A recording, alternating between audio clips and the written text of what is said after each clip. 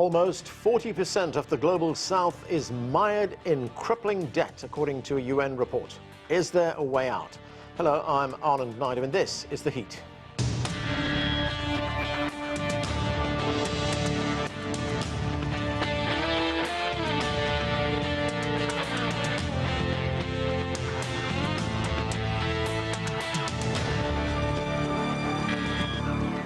A report by the UN Global Crisis Response Group reveals that global public debt has reached an astonishing $92 trillion, and 52 developing nations from Latin America to Asia are suffering the most. Governments in those countries must prioritize paying off their debt before spending on things like healthcare and education. As the world struggles with numerous challenges such as the pandemic, climate change, and conflict, could rising debt further complicate matters?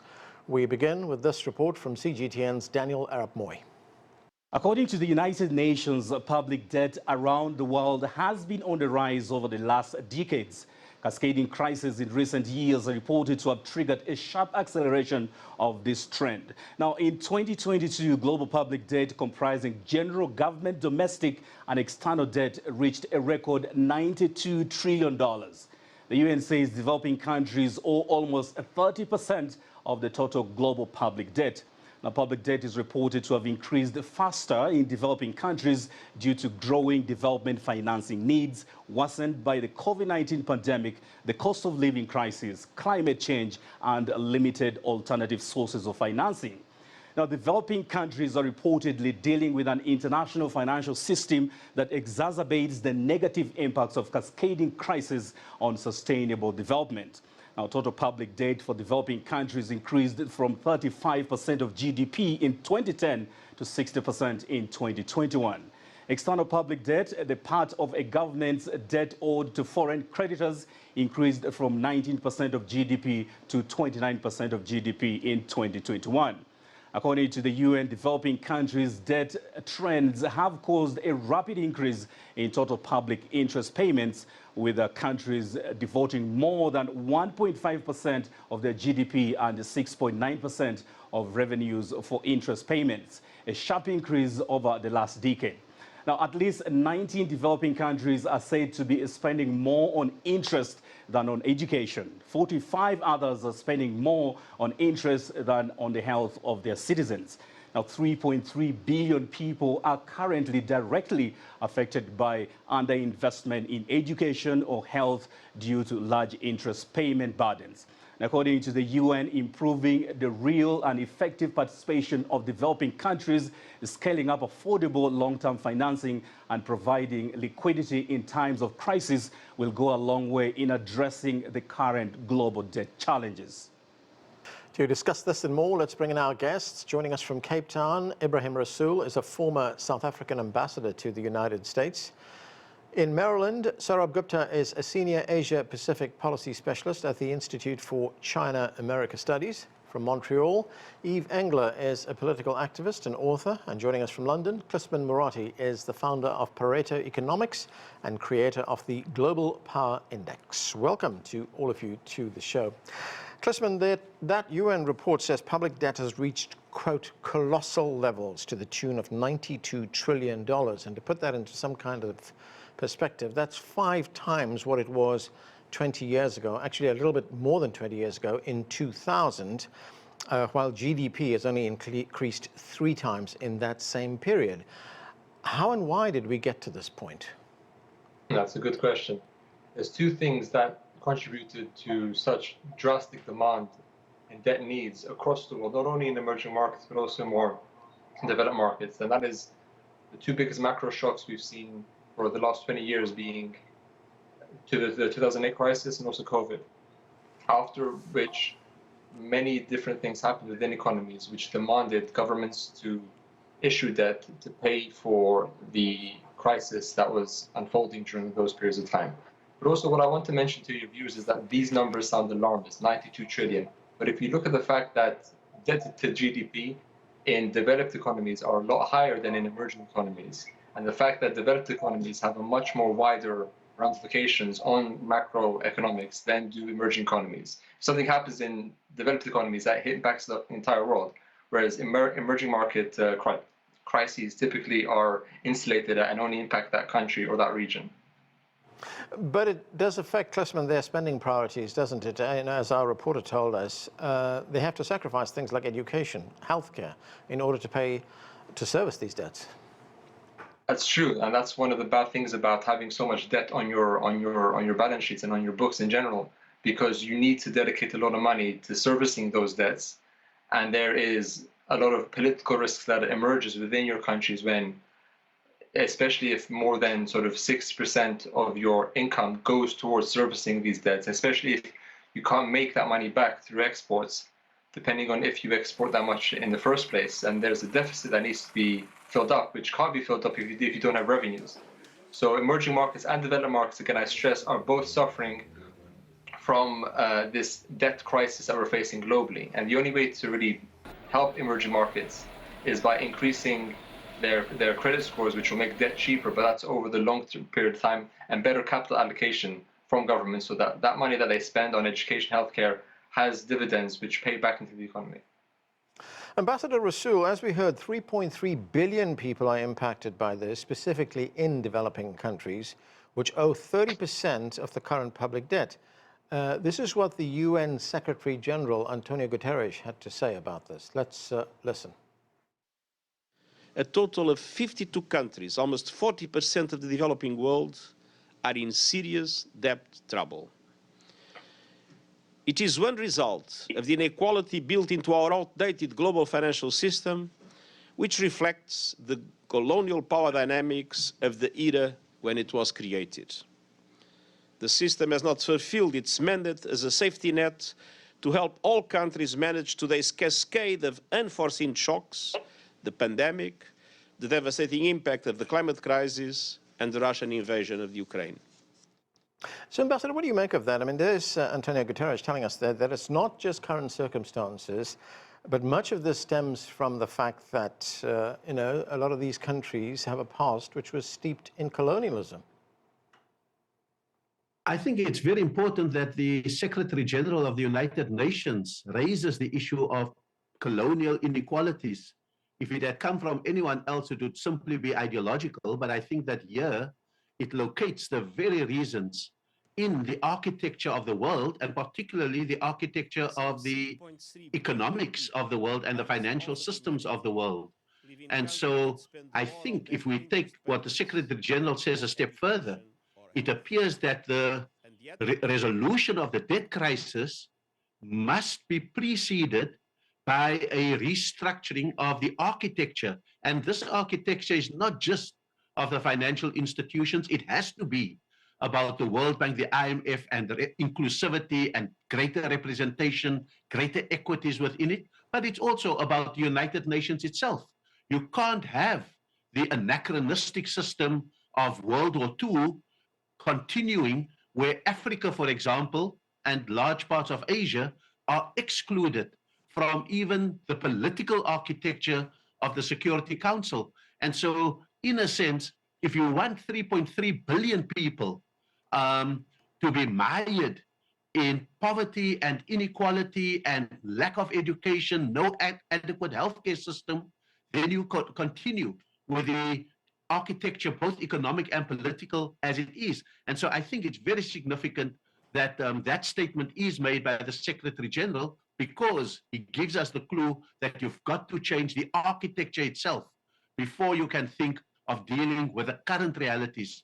Because if you even look at the cost of debt in the West and the North, the cost of debt is under 3%. In Africa and Asia, the cost of debt is anything above 5%. And so it's really a perpetuation of a great inequality in the world.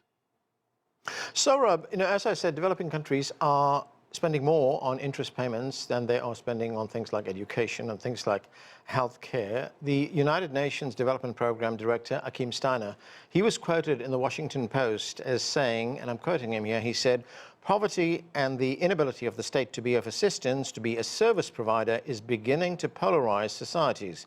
Political polarization, radicalization, the loss of political stability. A country that is no longer able to import fuels, provide medicines, or even basic food supplies becomes an unstable society, unquote. How big a risk is instability, and what kind of danger does it pose in the longer term? Oh, I think it's a case of arrested development. Countries paying huge sums of money in terms of their interest payments, which they cannot invest in their own country. Coming back to that question of colonialism, which we just talked about, and that itself was a sort of arrested development where countries did not have agency over their own destinies. And in a sense, this sort of a debt crisis is also limits countries in terms of the agency that they have to develop themselves. And it can have long-lasting consequences, as we know. I mean, young, healthy children, well-educated, are fundamental to the long-term trajectory of a country's economic potential. And here, if you folks can't go to school because they have to pay off debt, it's a very serious matter. And frankly, I mean, I will be a little blunt out here. What we need to be looking at are things like debt write-offs out here, not just restructuring, but really write-offs. And this focuses the discussion on an important area which I don't think gets enough of talk. I know we have a new type of creditors. Remember, in the olden days, the main creditors were rich countries, the Paris Club countries, and Western banks, the London Club, essentially, if I may. And now the main creditors happen to be private bondholders, and China is also a very significant creditor. And there's been wrestling with China, and China has acceded that, yes, we recognize super seniority of the IMF and the multilateral development banks, but we want more financing to come and not just payment of interest.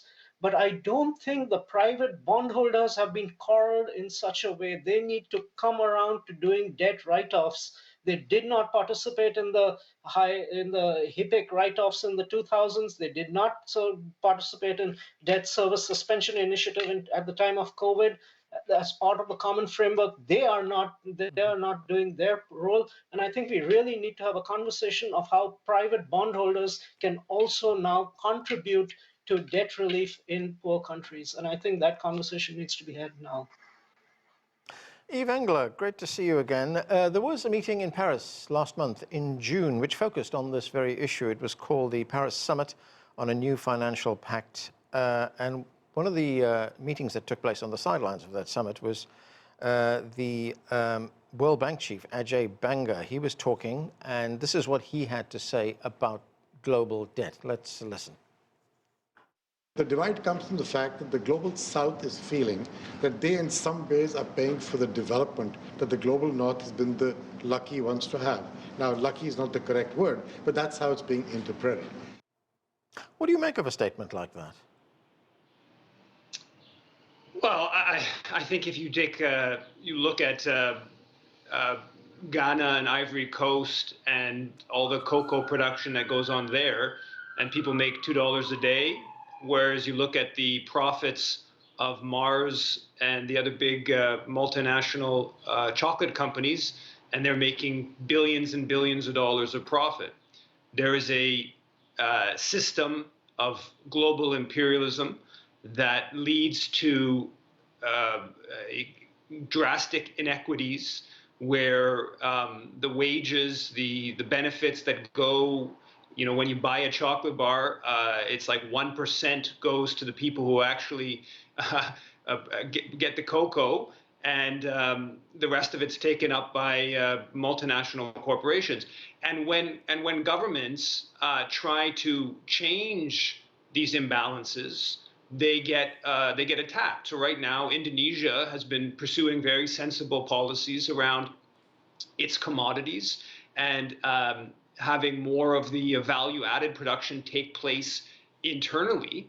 And what's happening is you have countries like Canada, EU, US taking Indonesia to the World Trade Organization. You have Indonesia reaching out to Canada to try to have a nickel partnership or a nickel cartel to boost the benefits. and the Canadian government absolutely rejects that. So when we talk about the debt question, what we're really talking about is a system of imperialism that still maintains much of the profits being extracted to the traditional core, be it in Europe, be it in North America. Obviously, some of that dynamic is changing a bit with the emergence of China, but that's still the broad outline, and it's a incredibly unjust system. But Yves, isn't it also a failure on the part of the developed world to recognize how global debt is impacting developing countries? I mean, we heard Ajay Bangal there say, it's interpreted in one corner as the North being lucky. I mean, the inference there is that it's the global South that's responsible for this debt. Yeah, that's the inference. I mean, and you can delve into each specific case of each specific government, whether it was or different entity that's borrowed money and whether it was the right decision in the right moment and all this kind of stuff. But the reality is that governments that try to impose higher royalties and taxation on Canadian mining companies operating all across the African continent, what happens is the Canadian government and other governments try to undermine those governments, try to block the legislation to increase local benefits to natural resources, and so you continue a spiral, and countries are borrowing money at higher rates, when in fact anybody who thinks about it for 2 seconds, it should actually be the other way around, right? From a standpoint of justice, there should be lower interest rates for those who have less, those who've been the victims of colonialism. But the structure sort of continues as this inequity, and it's not just inequity. It's enforced by the WTO, but it's also enforced by coups d'états, and if governments go outside of bounds, the U.S. and Canada and others will oust them and maintain the unjust order. Klisman, there was a report in Global Finance magazine recently which said that the world will still need to invest more to save itself from increasing severe climate dislocations. An average of 3.5 trillion more a year until at least 2050. I mean, is that even realistic? Because there was an agreement not so long ago to provide developing countries with something like $100 billion. That has not materialized. And I mean, is it realistic? Could that money be coming up? The real question here is, can governments over time agree on macro policies that they enact and they execute in synchronicity? Because with something like climate change, any policies that you put into place now bears fruit in the next 50 odd years, depending on what it is you're trying to tackle. So the immediate benefits aren't easy to see. And this goes counter to the instincts of governments which think in very short-term time increments, every 4 to 5 years, so every election cycle. So you're having a situation where you're forcing, or you're trying to force, a perspective longer than where politicians will be able to do anything about, on macro factors that have a global impact. So these two things don't really go well together, and we're trying our best as a human society to work towards, at least on the surface, common goals. But I don't think we'll have a system in place that will take care of every aspect of the changes that need to happen for climate change, only because there's such discrepancies between the short-term thinking and the long-term need for these things to happen. Ambassador Rasool, we've been talking about the impact of climate change, then there's also the pandemic, and then there is the conflict in Ukraine. And this is what South Africa's Finance Minister, Enoch Godongwana, this is what he had to say. Let's listen. That's a factual situation. That says the resources that would have been allocated for development are now being reallocated into financing the war in Ukraine. And that it's got an impact on developing nations. Ambassador, does the minister have a point there, or will the Global South still have problems accessing money, financing, even if there wasn't a conflict in Ukraine? Look, I think that the built-in inequality means that it will always be a stretch for developing countries to meet all their needs. I think the Ukraine has just exacerbated what is a pre-existing condition. And I really think that what we need is a fundamental overhaul of the architecture, as I've said before. I think it would be great if we got the debt write-offs. But, for example, Zambia, it took Zambia 2 years to discuss even the restructuring of its debt. And in that 2 years, the economy went completely down. Now, that's the reality facing so many African countries, so many developing countries. And in the meanwhile, the stark choice that must face the West, especially from Africa with the youth bulge, as sharply as it is, that youth bulge could be our blessing or our curse. And it will be our curse if money is diverted away from education, from health, and from the infrastructure development plans that Africa should be having. And you must decide as the Western world whether you want the migration to the West, whether you want to deal with a global crisis, not necessarily at this point economic, but certainly a security crisis that comes from the desperation of people and the increasing radicalization that people may be tempted towards. So I really think that there is the room, the margin for error is very, very slight. It may not be contagion yet, but the signs are there that rising inflation and cost of living, that adjusting interest rates upwards has a global knock-on effect. Africa already is paying over 11% debt interest rates. And so where does that money come from? And so there's a lot of artificiality in that, while we can all say that Ukraine is the immediate cause of a lot of the difficulty, I do think that it is built into the system that countries like those in Africa face these kind of choices, horrible choices that they have to make between servicing the needs of their people or servicing their debt. Sourabh, the debt crisis is also increasing poverty levels. 165 million people have become impoverished due to the debt burden their countries face. And the United Nations, as we mentioned earlier, says 52 countries are home to, quote, half the world's population living in extreme poverty and are facing severe debt problems and high borrowing costs. I mean, do you get the sense that there is a recognition in the developed world, in the richer countries, of just how bad the situation is? No, not as to how bad it is, but there is, I would give credit to the Biden administration that they recognize that this can hurt the destinies and development of a lot of poor countries and even middle-income countries. I have been somewhat surprised by the tone and aggressiveness with which Treasury Secretary Janet Yellen has gone about trying to expand the balance sheet of the multilateral development banks and recapitalize them and have new financing for them. I think she's been very active on this front, and this is something which is American administrations don't do this and have not done this for quite a while, which has been very unfortunate, and particularly during the Trump years. And yes, there was a capital increase at the time of the global financial crisis, but that was much of that went, frankly, to the European countries to resource the IMF to be able to provide support out there. There hasn't been this sort of effort. There's been a lot of sweet talk with regard to developing countries, particularly least developing countries, but not really a resourcing of them. And I think there's finally a movement towards that. So short answer to your question is, no, they don't understand the gravity of it, but one must give credit that they're moving somewhat in this direction. But as the gist of this discussion is, it's not just about getting money out there and providing more concessional financing.